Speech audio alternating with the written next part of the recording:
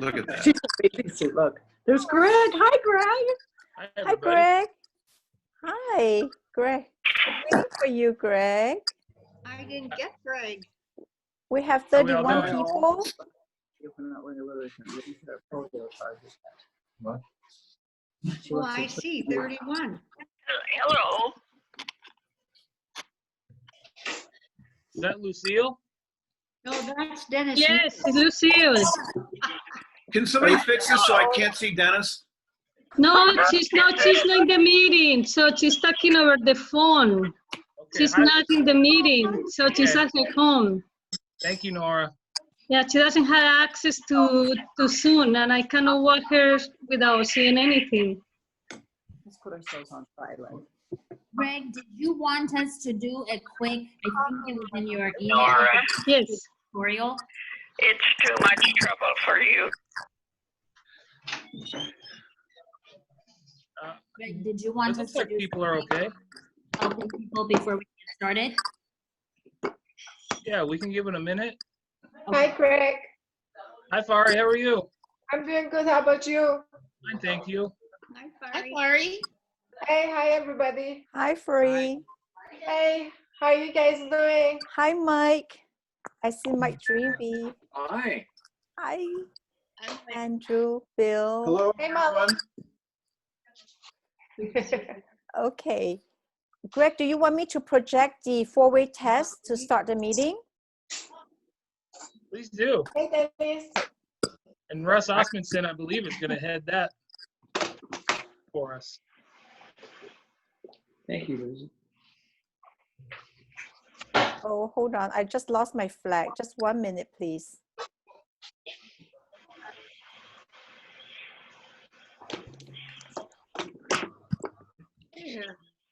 Hello, this is Lucille. Hello. There you go. Hi, Lucille. Hi. Yeah.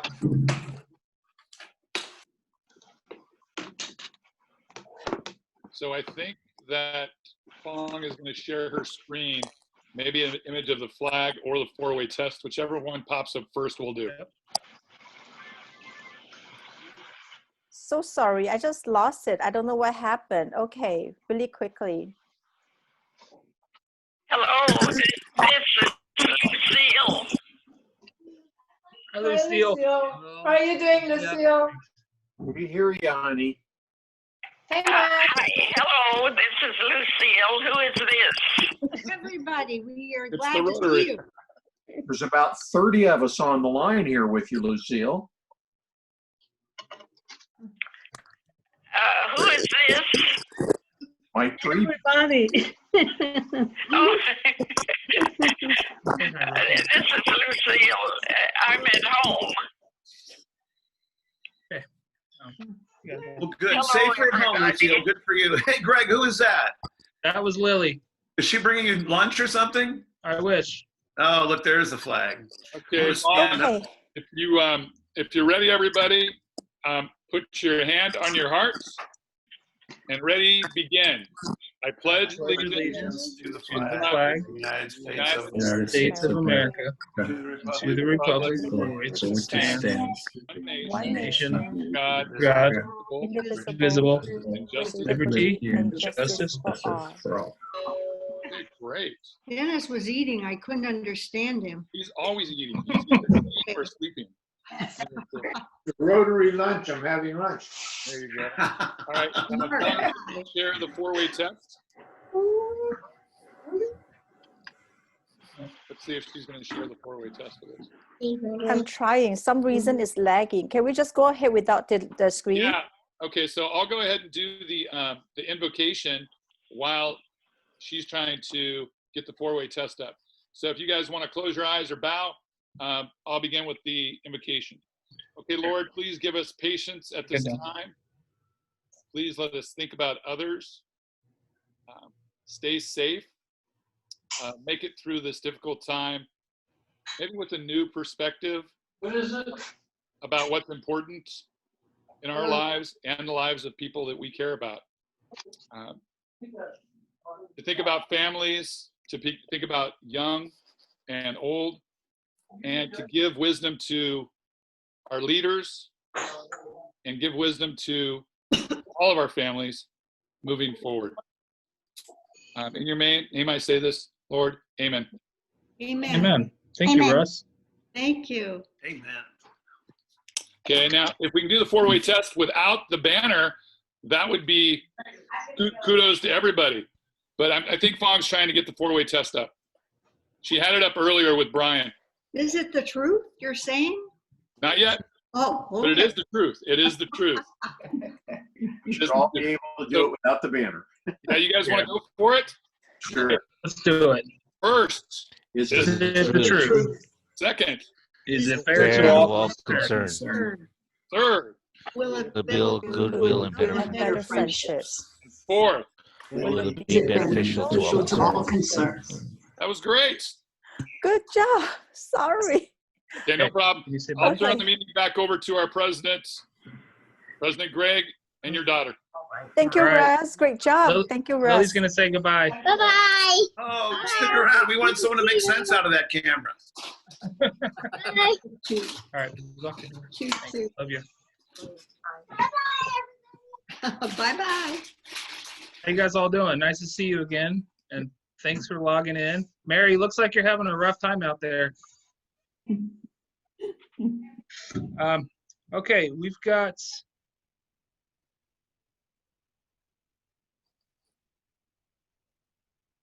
what's going on in the community.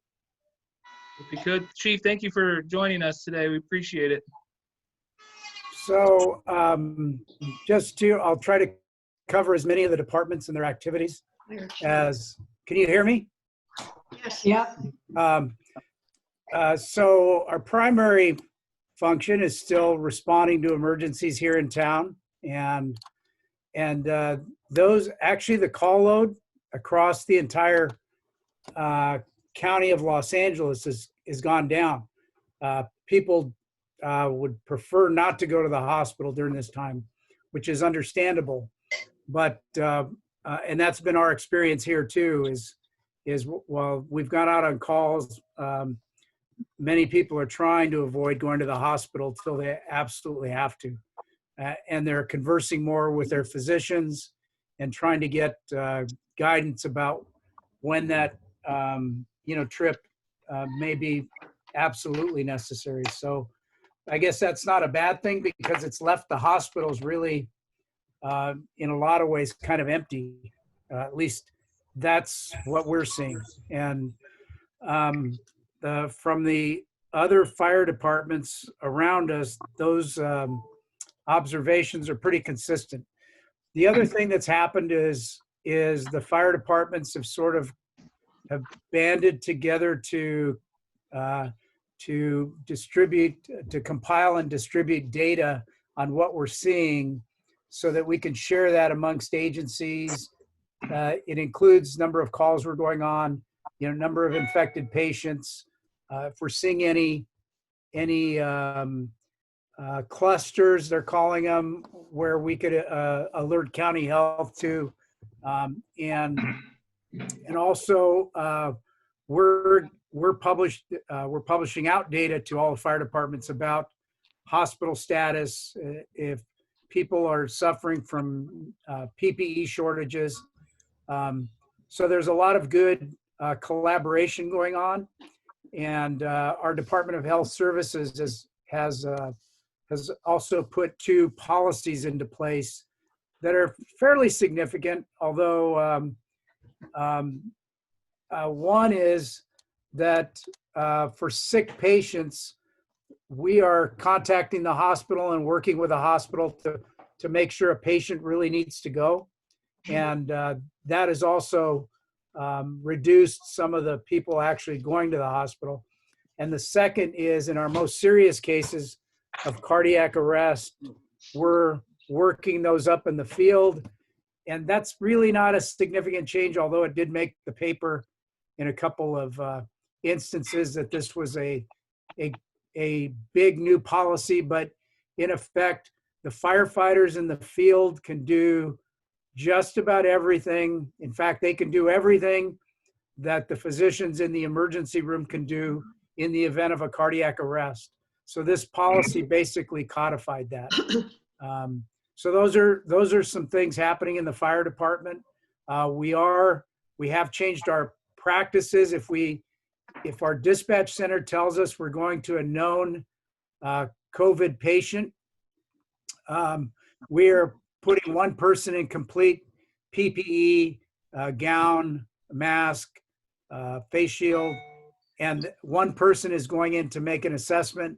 And then if we end up transporting, we'll wear all of our appropriate PPE so that nobody gets exposed. And we're also alerting our police department so they have the appropriate PPE on, or they stay away from the patient in those cases. So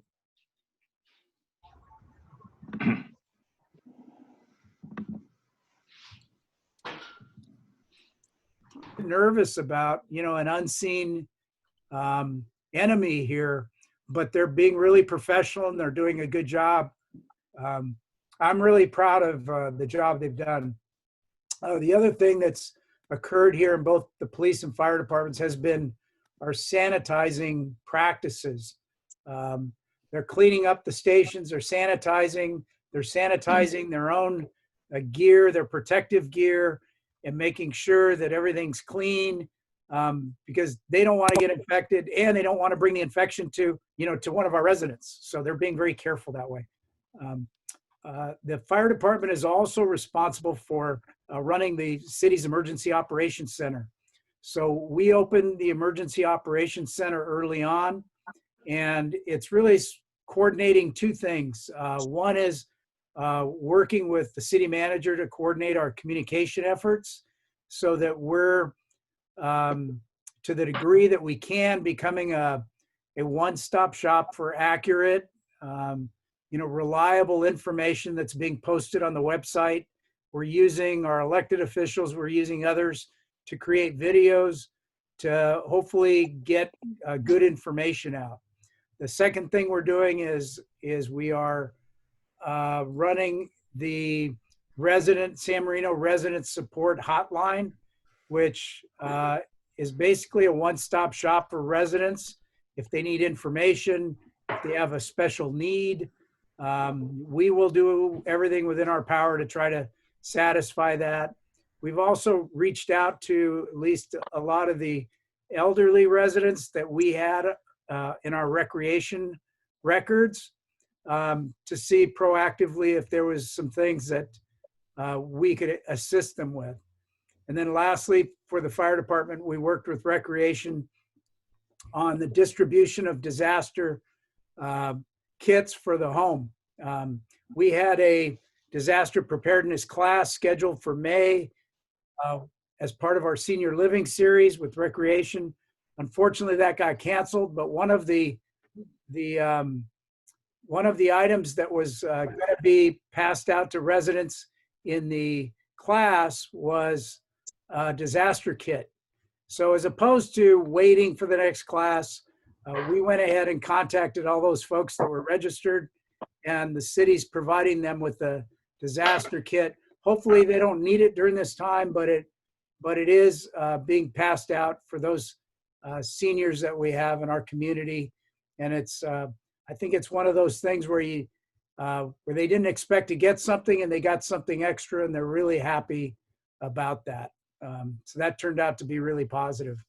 I know our police department is still very active, supporting all of our EOC operations and still running all their calls. They're using a lot of the PPE, the same PPE that we are.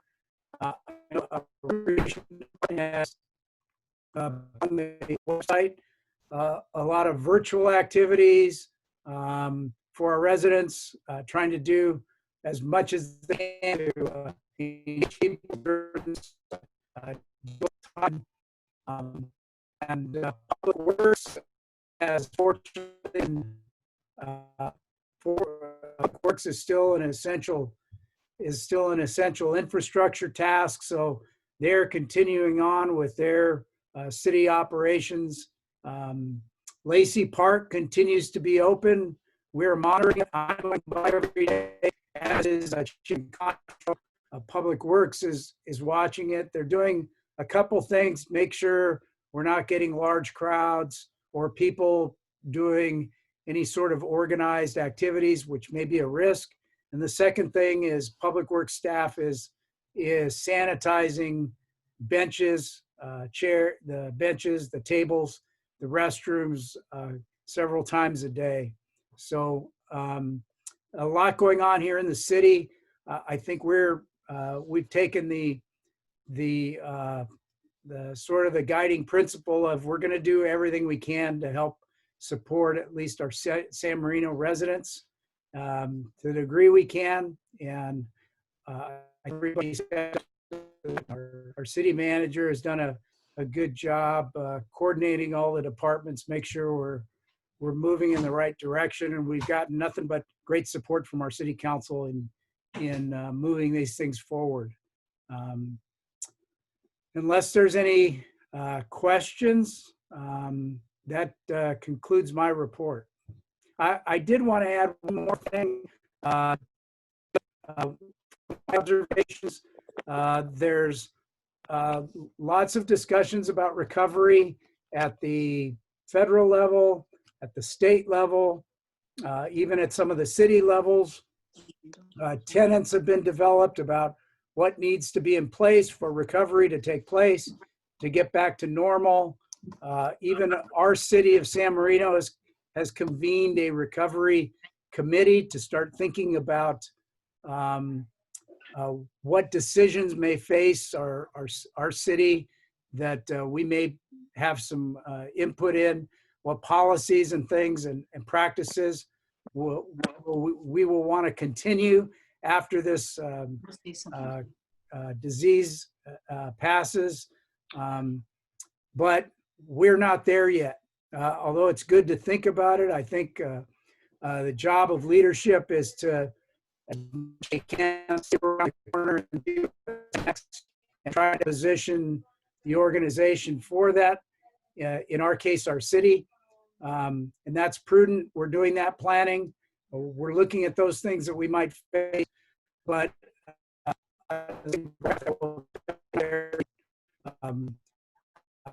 very serious. These restrictions are placed. We're taking it very serious still, and you should too. Yesterday, we're not prepared to run into the end zone. So, for you're doing, and I am here for any questions that you might have. Thank you, Chief. Anybody have questions for Chief Rueda? I'd like to say something on behalf of Rotary, if that's okay with all of Rotary. Please thank your department, and we appreciate what you're doing. Thank you very much. Thank you. Thank you. You're welcome. Chief and Contra, did you want to add anything? Just some real simple things. I want to thank the community for really helping with the social distancing and following the rules. It's been helpful for us. We're not like some cities where they're having to actually do some direct contact with people who are violating these rules. However, we are seeing an uptick in some crime. And it's a small uptick, but it centers around thefts. People, for some reason, are not locking their cars, and they're leaving too many valuables that are visible in their cars. And that's something that you can prevent. It's just put it away.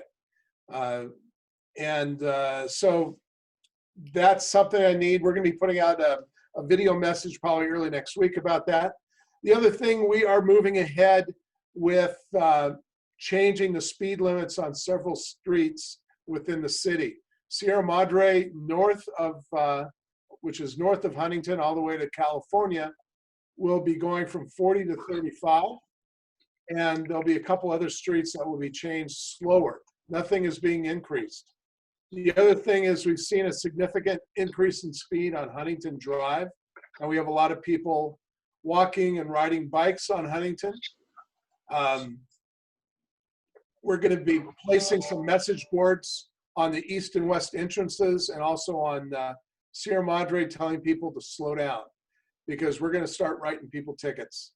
I just don't want another unsafe condition. So as you're traveling through the city, be mindful of your speed. It's very simple since there's very few cars on the streets that we go a little faster. But please keep mindful on Huntington, it's 40 miles an hour. And then when you see people riding their bikes, move to the center lane or the number 1 lane and give them some space. Don't want any tragic situations occurring. So I need your help on that. And if you can let everybody know about those 2 things, everything is good. So thank you very much. Thanks, Chief. Really appreciate what you guys are doing. I think Gilda has a guest. Does anybody else have a guest they'd like to introduce? Gilda, you hear us? There you go. Yeah, I sure do. Okay. Sorry, everybody. I muted you while Chief Reuter was talking, so that was my doing. I want to welcome Lynn Crandall. She's my guest today. I spoke with her this morning, and I said, you have to jump on our Zoom and see what we're doing. Lynn is not new to Rotary. She's visited multiple times. In fact, she was a speaker a couple of years back. She runs the USC, what is it? It's like an art studio. She has an advisory council. She's educator background, just has a passion of connecting different people together. She's worked with many of you. I know she's working with James Nash on some stuff that she's involved with. Lynn, if you want to, I don't know if you want to say anything. You're unmuted. I would be, can you hear me? Yes. We can. Yeah. Okay, I just wanted to say thank you very much for inviting me. You are a dynamic organization. I've been doing more online and talking to Gilda about you than probably you know. And I hope that we will be able to bring in the USC resources to your community capacity building. I hope that our artists and our partners in public, private, nonprofit, faith-based, academic, and media will be able to work with you more actively and link you into our project with the VAG Stream program. That's the Veterans Affiliate Group, Science, Technology, Research, Engineering, Arts, Math, and Medicine as we stream across the United States of America and keep them united through more use of this kind of upgraded technology and community capacity building with leaders like yourselves. Well said. Thank you, Lynn. I believe that's all we had as visitors. I didn't see anybody else, but I did see a lot of people that normally don't come on. Lois, good to see you. Who else? Lucille, we don't see, but we heard her. And Iris. Hello. Lucille, we hear you. All right, that's it. Okay. Thanks, Gilda. Thank you, Lynn. It's nice having you here. Thank you. All right, we're going to turn it over to our featured speaker, someone you all know and love very much, Mr. San Marino. I'm going to unmute you, Mitch. Did that work? I'm not able to.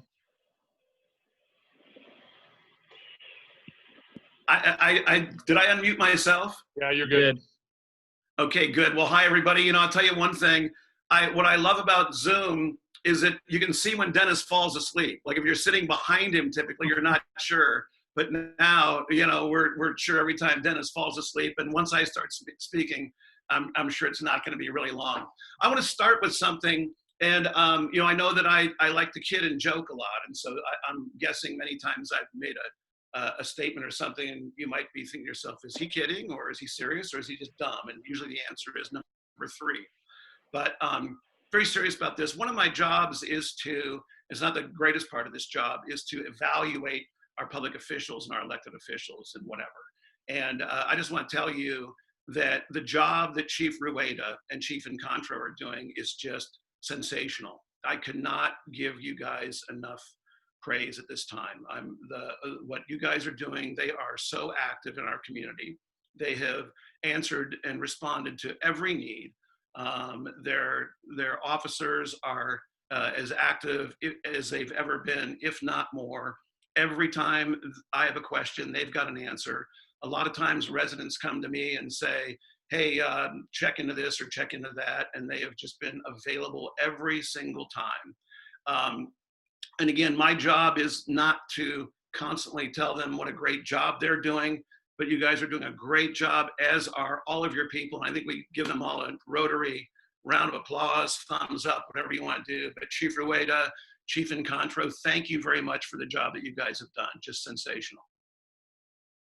And I'm sure many of you were there, but when Chief Rueda is the first person really who addressed this and stood up at a Rotary meeting and explained to us what the concept of social distancing was going to mean. And since then, he's just been there to answer every single question. So thank you very much. I would like to know of a town that is safer and being more cared for than the city of San Marino, a town in which that I don't live, by the way. So very much acknowledge and admire what you guys have been doing. So really, really great job. You mentioned that Lois and Lucille are here. Number one, Lois is here just so she can pull my hair. So Lucille or Lois, if you want to do it virtually, go ahead and give it a yank. It's a thank, ow, not so hard. And Lucille's here just because she's had a crush on me for 24 years and heard that I was speaking today. So thank you, Lucille, for showing up. But if you want to stay on the screen a little bit later, I can sing to you. So thank you. What do they say? The camera puts on 15 pounds.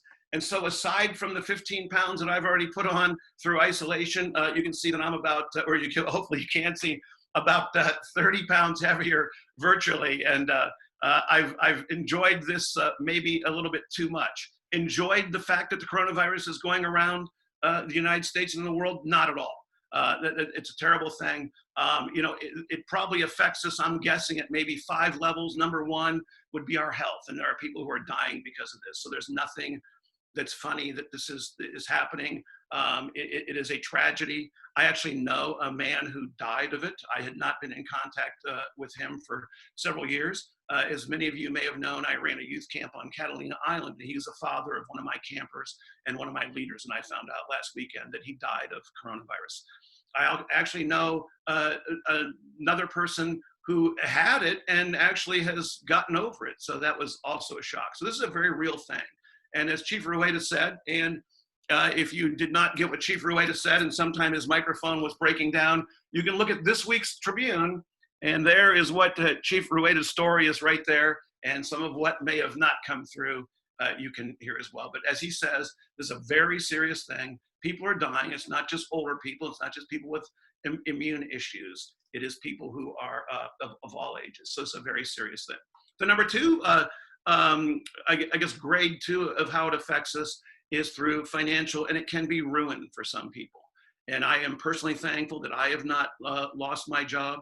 I thank our publisher who has kept on as many of us as he possibly can. So I have not taken an income hit due to coronavirus. Many, many people have. I'm researching ways where I can personally maybe help out some of the people who don't have full-time incomes. I hope we all do that. I can't offer much, but I think we can all find a way to maybe make this a little bit less impactful for some of them.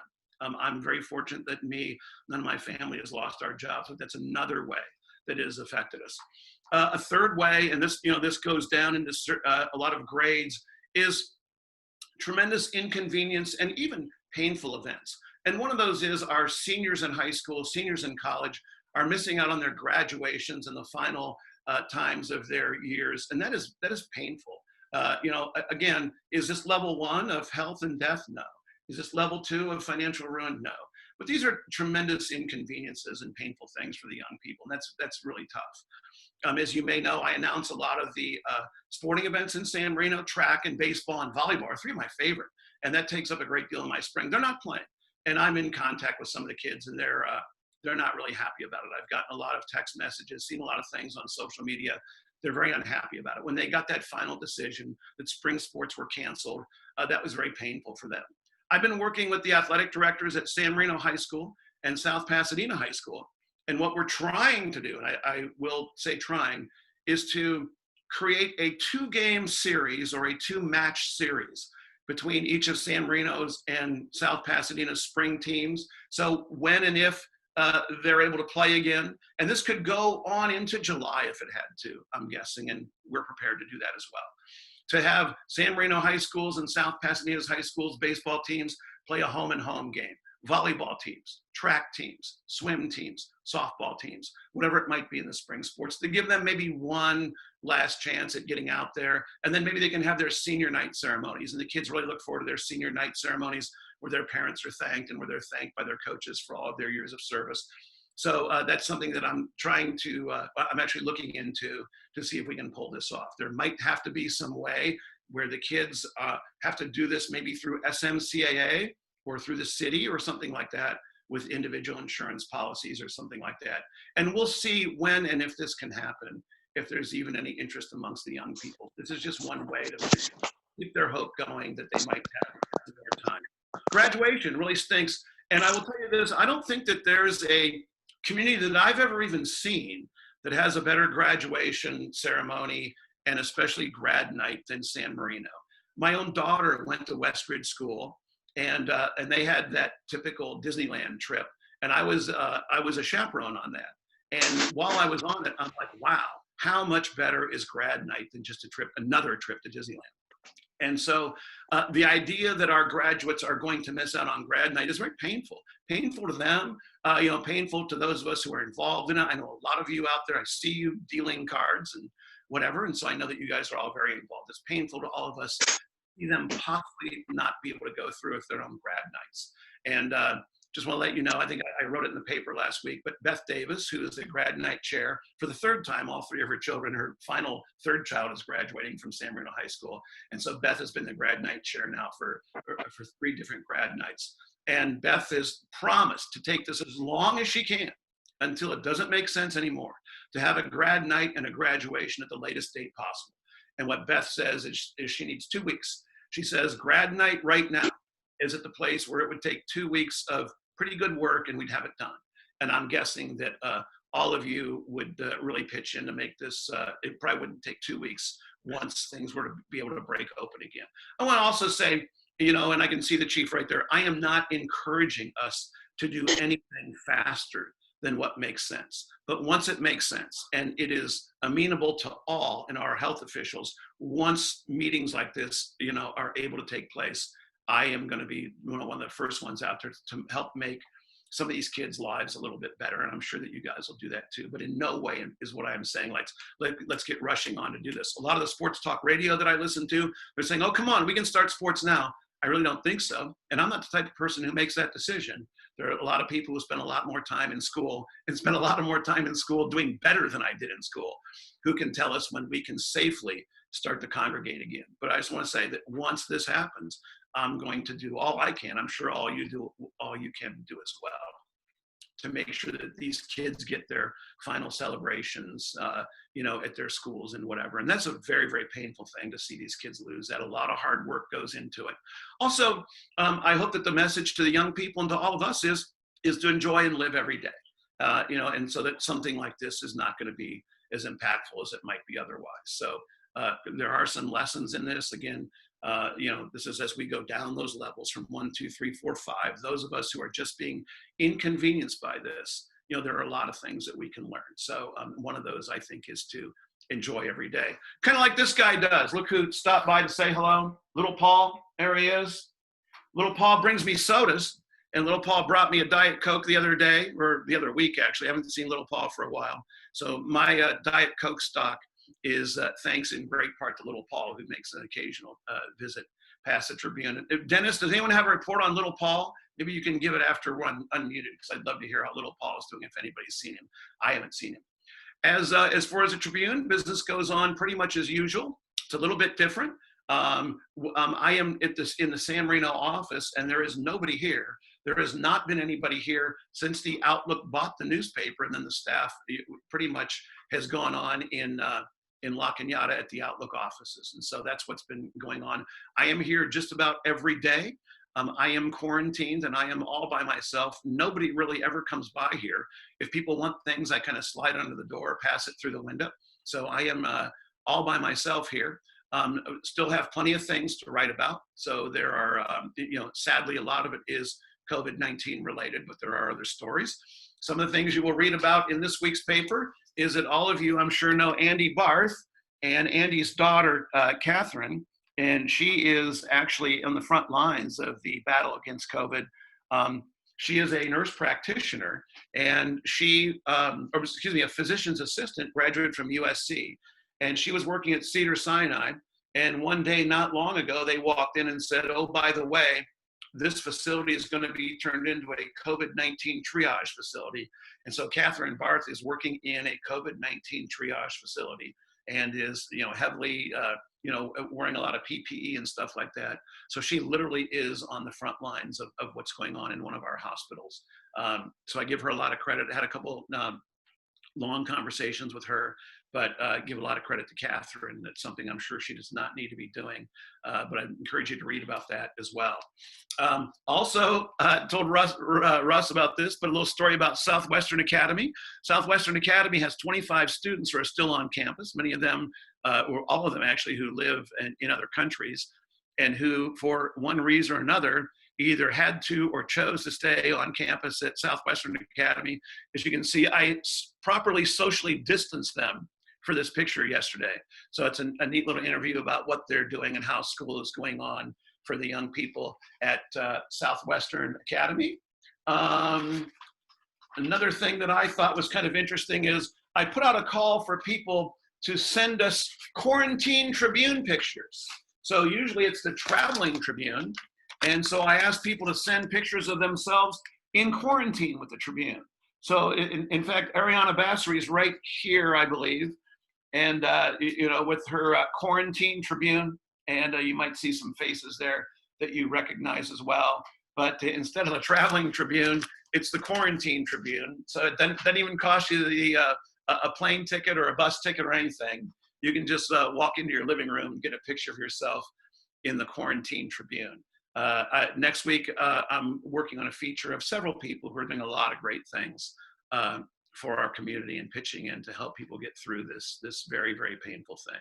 So as Chief Rueda said, it's a very real issue, very painful issue. Fortunately, at this point, knocking on wood, a lot of wood right there, that has not greatly impacted my family. As I said earlier, it has impacted people that I do know, as I'm sure it has for a lot of you, but a very, very terrible thing. Looking forward to getting this over and getting on with our lives. Again, not trying to rush that at all. One thing that I'm personally trying to look into, first couple of weeks, I actually enjoyed this, not knowing how far this was gonna be and how long we were gonna go into this. I really enjoyed the rest and just kind of taking it easy. Since then, I've gotten a little bit more anxious, would love to be back with the kids, would love to be announcing games and things like that. Obviously, that can't happen. But how many times when we're busy do we stop and say, man, I wish I could just be on a deserted island. I wish time would stop. And so this is an opportunity for all of us to kind of take stock and say, what can I do now that I don't have this much time? Or excuse me, while I have this much more time.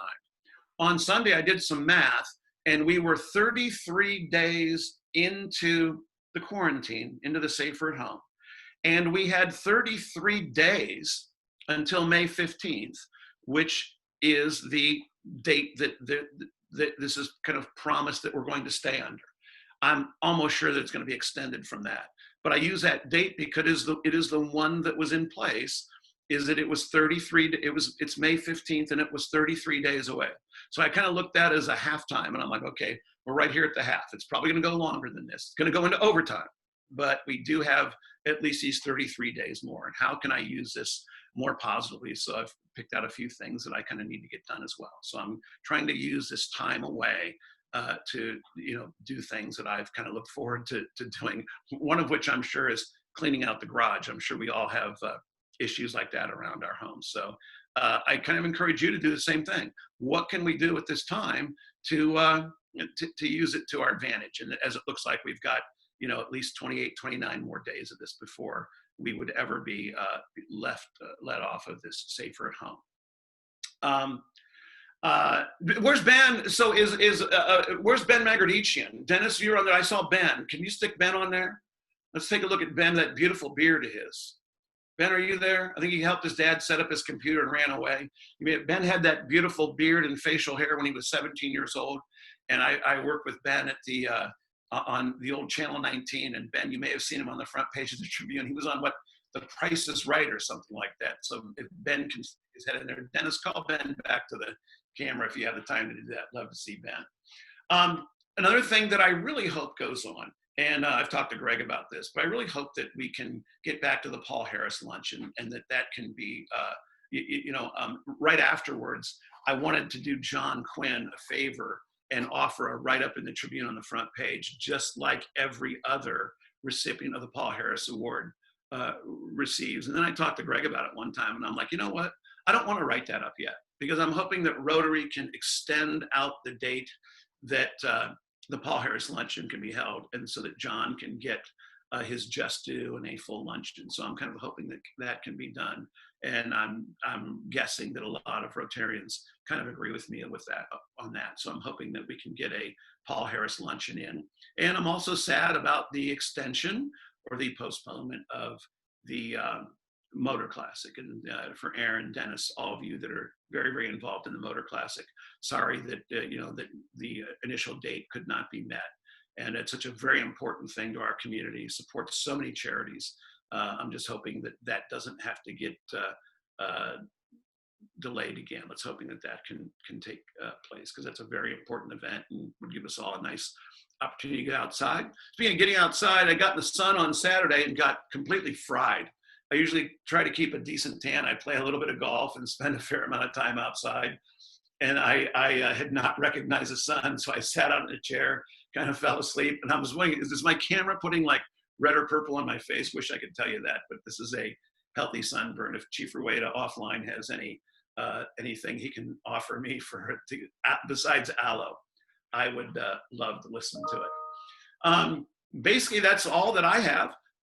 Looking, please, looking for stories of deeds of do-gooders in our town. That we do have an opportunity to do that. We've got a lot of extra pages without sports and without a lot of the charity events going on. The Tribune, like I said, remains as open as ever. I remain here as often as ever, which is good. I do enjoy kind of staying in my routine of getting up and driving to work and having an office to come to. I've got all of my resources here, which is much better than working out of my laptop. I don't do a very good job with my laptop at all. I'm not a big fan of Zoom meetings. I like interpersonal communications a lot better than that. Probably twice a day, I take a drive around the town, just kind of see what's going on and just kind of see some people. It's amazing how much more you can see police officers and firefighters when there's not as much traffic around. One of the things that blows me away, and I said this, I'm guessing 20, 25 years ago, but I remember thinking to myself or saying to somebody, at 5:30 p.m., no matter where you are in Southern California, there is always going to be traffic. Doesn't matter where you are. 5:30 p.m., especially during a weekday, there's going to be traffic at 5:30 p.m. And a couple Fridays ago, when there's more traffic than usual, I was driving down Huntington Drive and I was near San Marino Avenue. And I was at the stoplight and I couldn't see but maybe 2 or 3 cars in any of the directions. And that just shows you how little traffic there is. And I talked to Chief Incontro about it. That's probably why people are speeding a little bit more. Why does anybody do anything? Because they can. Another thing that I've enjoyed is these drive-by birthday parties. I've been invited to many drive-by birthday parties. We covered a couple of them in one issue of the Tribune recently. And it was one for the Wendling boy and young lady, I can't remember her name now, Newton, she's a doctor. And almost at the same time, not knowing the other one was having a party, they had a drive-by birthday party where the person whose birthday it is kind of goes out and stands in the yard and people kind of drive by, decorate their cars, and everybody waves. And those are tragic and terrible that they have to go on, but they're very enlightening and very uplifting, especially for the people who that's the most human contact they get for their birthday is something like that. I had a little I don't know if I drove by, but Nolan Feidler, Rob's son, had a birthday a while back, and I wasn't able to drive by, but I was able to drive up and say hello to Nolan. We were all had our PPE on, so that was good. And there's a couple more of them that are taking place today. So it's tragic that they have to take place, but it's nice that these drive-by birthday parties and whatever they are have come to San Marino. So the town is, I'm thinking, doing about as well as it possibly can be doing under these circumstances. Not sure if Dennis has fallen asleep. He's slid off my screen. Basically, that's all that I have to say. If there are any questions, I'll gladly take any questions. If not, I will turn this over to President Johansing, who will. Oh, one more thing. Let me see if I can pick this up. Yeah, I'm going to go a little mobile now, I think. Here we are going through the empty Tribune offices, as you can see behind me. It's where Allison McCroskey typically sits. Going out into our hallway, and there you can see there's a stack of Tribunes. Can you see that, I think? Stack of Tribunes and South Pasadena Reviews. Feel free to stop by and pick up a newspaper. You don't have to leave $1 or 75 cents or whatever the face value is of the Tribune these days. You're welcome to have those. And if the stack goes down, I will gladly fill it back up for you. Any questions first, anybody?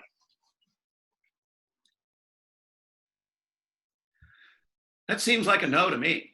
So Everyone's Greg, muted. oh, everyone's muted. Is that right? Okay. Yeah, here we go. We got some I guess coming in. I'll turn it back over to you. Thank you very much. Appreciate the fact that it's. Mitch, I have a question. Here we go. Mitch? Yes, Bill. How are you? I have a question. Yes, sir. Didn't I read in the Tribune that there were reported 5 cases of the coronavirus in San Marino? You did. But I don't know that. When you read this week's paper, you will read that there are 8 cases of the coronavirus in San Marino. So sadly, that number has gone up.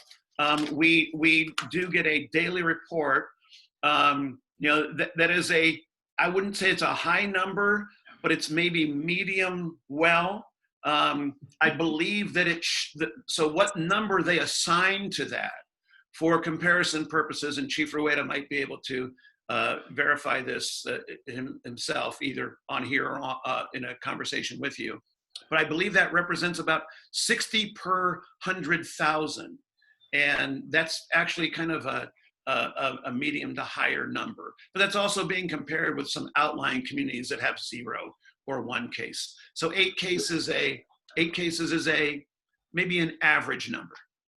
So the identity of those people is probably not divulged, but are there any statistics about age or rest homes or anything that would categorize these folks? No, I don't believe there are, and I'll tell you why. In fact, I will tell you that the first numbers that came out for the first few days, they would not list any community of under 25,000 people. So San Marino had no listing at all. And then I believe there was some pushback. So they started listing under 25,000. And the reason they wouldn't list under 25,000 is they felt that it was like a HIPAA violation, a personal privacy violation, that even just saying one person has it in a town of 25,000 is giving out too much information. So they've since switched, and now they do give out under 25,000, but there's no other information other than that unless somebody wants to divulge the fact that they have it themselves. I was told a couple weeks ago that there was a couple in San Marino, a man and a woman, husband and wife, who both had it, and they were going to, on social media, they were going to make the announcement that they had it so that other people could know if they had come into contact with them. But that didn't happen. I don't think there was much validity to that statement. But no, there is no reporting process or requirement for any specific individuals. That's a very good question. Anecdotally, Bill, I can let you know that at Methodist, we've had all 3 age ranges, young, middle-aged, and elderly. About a third of the COVID patients we've seen have fallen into those 3 groups. Interestingly enough, 75% of the patients we've seen are male. So What is the ethnicity in those statistics, Mike? no, I don't have that data. Nor do I. I believe it is available, but I do not remember any specifics of the ethnicities or the age. But Mike, of course you're right. But you know this as well as anybody. But there are the younger patients as well, which is a little bit surprising. And as you know, when this started, it was believed that it was only going to be the 65 and over and those with compromised immune systems. That's not turning out to be the case. Mitch, can you hear me? Yes, I can. Okay, couple of things. You mentioned. Unfortunately, yes. Yeah, I did not sleep at all. I was tempted, but I didn't. Little Paul. I've been over to see him a couple of times. He's sticking close to home. He lives almost across the street from me, as you know. He's fine, yeah. And as you also know, at the end of May, little Paul's going to turn 60. And you and I were going to have a pretty big community birthday party for him, but that doesn't look like that's in the cards now. So either we'll have to do a 61st birthday party or a belated birthday party or something. But he's fine. He gets his Meals on Wheels, and he's got this fellow that lives there with him, and he's fine.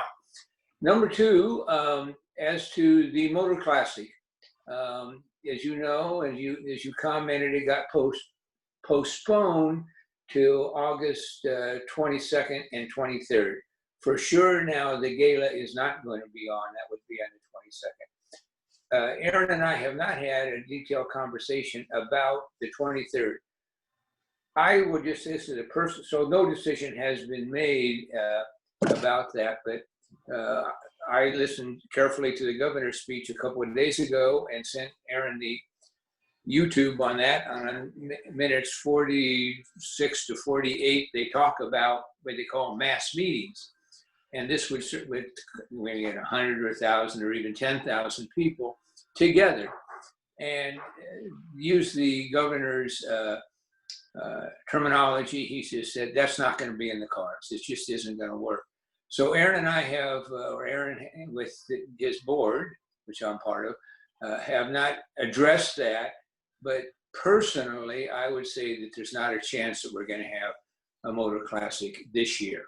That's too bad. But we'll see. And then, you know, it's a big event for. I talked to one of the councilman members yesterday about that, and she's distressed about it because it's that and the 4th of July are the two biggest things that happen in San Marino. And the council member said it's probably pretty likely that the 4th of July will not be, as will not the, and Mitch, you started, and it's been so great for the community, is the Memorial Day ceremony. Based upon what the governor has said, I've seen nothing more official than his talk. I would say that that's not in the cards either. So it's just the way that it is, and we do it for the good of ourselves and for the good of the community and our neighbors, that we stay hunkered down, but it's certainly going to have an effect. And of course, the Motor Classic, besides it being a nice event, it's a nice financial boost for, you know, Rotary has well over $100,000 that they can then recycle back into the community. And if there's no Motor Classic, there's not going to be that. It's a shame. We'll get it going again next year if things are good. Who knows? I mean, this is my personal opinion. I think that we're going to be in this situation for a long time until we get a good vaccine. Mm-hmm. And who knows when that's going to happen. So that's what I had to say about this. Anything else? No. Okay. Anyone Again, else have a Chief question? Chief Reuter, thank you very, very much. I appreciate it. Greg, I want to point out that I was done at 12:58 and Dennis drug that on over the deadline. So Yeah, not I'm taking impressed. long Good job. for that. Thank you. Okay, I'm not sure if we have a speaker for next week. I would have to ask Aaron. We do. We do. It's Chris Norgard. He's giving Excellent. an update on his case. Okay. Very good. We'll send out an email. I think I forgot to send the video for last week, but I'll get that out to you guys. Mitch, thank you. It's always a pleasure hearing from you. You're witty and smart. I know you don't give yourself enough credit, but we really appreciate having you. You seem to put us at ease. Same with Chief Retta and Chief Acontra. Thank you, guys. It's always good hearing from you. Please join us anytime. I'm also going to reach out to Dr. Wilson and the superintendent and see if he can jump in next week and give us a little update on their plans. All right. If there's nothing else, I'll call this meeting adjourned. Thank you all for joining in. Goodbye, Lucille. I know you can hear us, and we love you. All right. You guys take care and stay safe, okay? All right. Bye-bye, See you guys guys. later. Bye. Thank you, Lynn, for coming. Thank you. Everybody. Thank you, everybody. Thank you, Lucille. Bye, everyone. You picked the fine time to leave me, Lucille. Yeah, Mitch is gonna sing. Poor hungry children when a crop in the field. Hello, everybody. I'm convinced that all of Rotary love me because they're staying in touch with me, bringing me food, bringing me drinks, bringing me juice, calling to visit. But I love all of you more. Thank you so much. We love you, Lucille. We love you. Thank you. We love Thank you, Mitch. Thank you, Greg. Thank you, everybody. When is Lucille's next birthday party? We want to hear the rest of the song, Mitch. You picked a fine time to leave me, Lucille. 400 children. Look at all they're all dropping off now. Close. Sing to Great me. song. Thank you. Thank you. Bye-bye. Bye. Hey, Lois. Bye. Lois, take off your mute. Lois, how's Michigan doing? I heard. Take off my mute is my mute. I don't know how to take. I don't know how to take it off or put You're it good on. now. You're good. Oh, you can hear me now. Yeah, Can I you heard hear some me news now? about Michigan this morning, and they're kind of revolting. Have you been keeping up with it? No. They're not revolting. They're wonderful. They don't like their governor at all. Their governor's being too picky. Oh, no, I was at a meeting, so I didn't really do anything earlier. Well, the meeting was really kind of an exercise class. So it's good I'm not too close to anybody right now. I haven't showered. But anyway, it's, no, I will look though, but thank you. I hope everything's good. Well, the whole 4 years Phil and I were at Michigan, they did medium. And all I know that, so we were never in a number one position those 4 years, but it was fun. It's good to go to the games. A lot of fun. Thank you. Sure. Take care. All right. I'll see you guys later. Bye. Don't know how to leave. I could be here forever. Okay, I'm pushing off the chat. Otherwise, you guys are stuck with me. Thanks, Bye-bye.